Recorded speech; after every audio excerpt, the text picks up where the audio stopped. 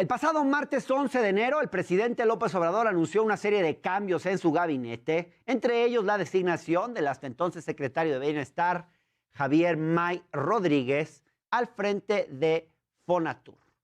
El Fonatur, que es el Fondo Nacional de Fomento al Turismo, que en esta administración tiene la responsabilidad, además, de gestionar las obras del Tren Maya. Ciertamente, May no tiene experiencia en construcción de grandes obras, pero la crítica no se limitó a eso. Un descarado clasismo salió a relucir en las críticas de opositores y comentócratas, como lo muestran claramente este tuit de Max Kaiser, en el que critica que a Javier May se le haya dado un puesto cuando solo tiene la preparatoria.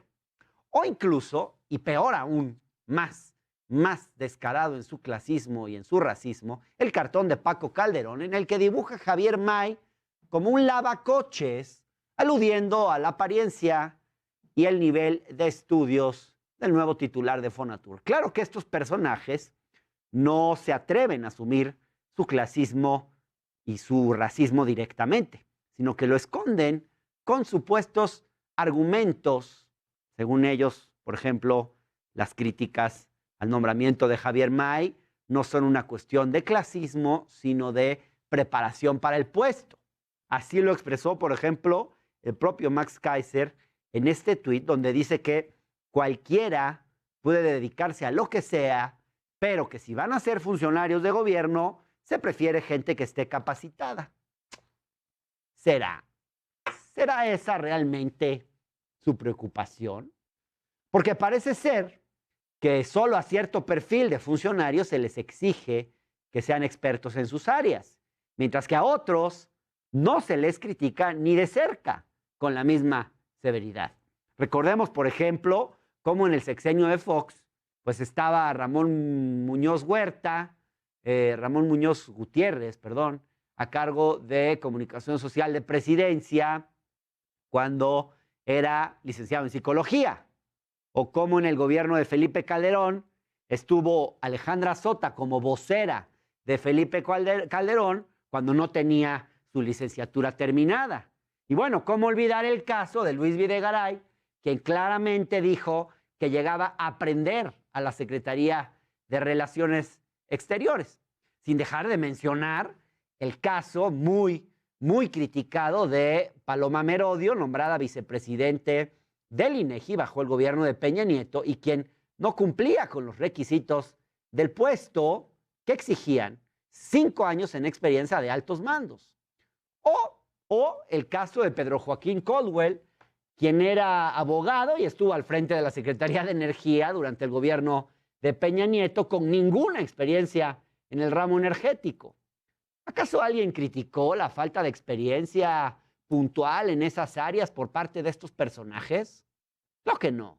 Pero lo curioso de todo esto, y lo revelador en última instancia, es que en estos casos la crítica se centró en sus credenciales y en sus capacidades.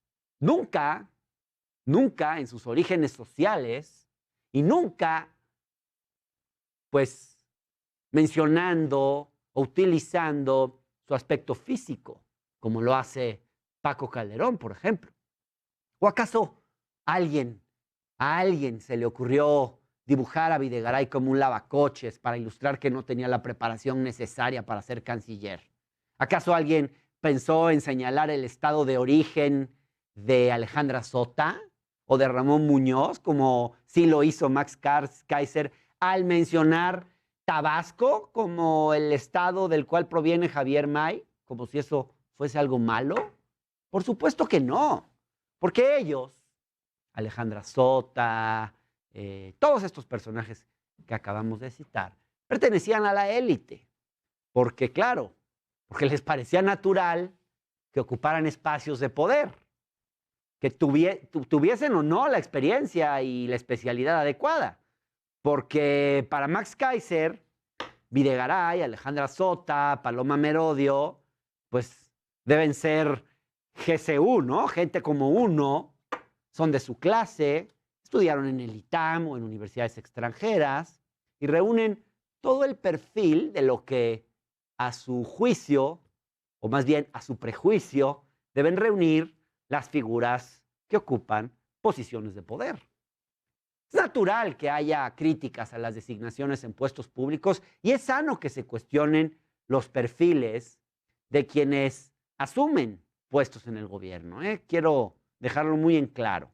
Pero lo lamentable es que tengan que recurrir a comentarios clasistas y racistas, como en este caso de Javier May y de otros personajes. Porque hay que decir que esto ya ha ocurrido.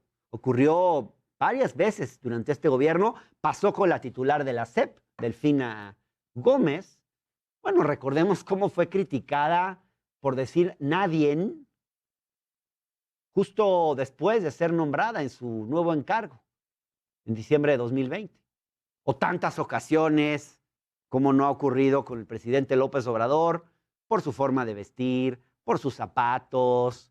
Recordemos, por ejemplo, este tuit de Jorge Triana, donde se burlaba de la S utilizada por López Obrador al final de la palabra votaste. El presidente dijo votastes. Y esto fue muy criticado. En el fondo, si se fijan ustedes bien, muchas de las críticas a la 4T, a sus representantes, a sus seguidores y a sus políticas tienen connotaciones clasistas y racistas por parte de una élite que ya no puede ocultar la incomodidad que les causa que este gobierno no represente básicamente a los oligarcas de siempre y no esté al servicio de sus intereses. Lo hemos visto, por ejemplo, en la crítica a los programas sociales, donde muy comúnmente se dice que son dádivas para comprar conciencias, como lo hizo, por ejemplo, el señor X, donde cita a Jorge Suárez Vélez, quien dice que habrá pobres que quieran vender su voto por migajas.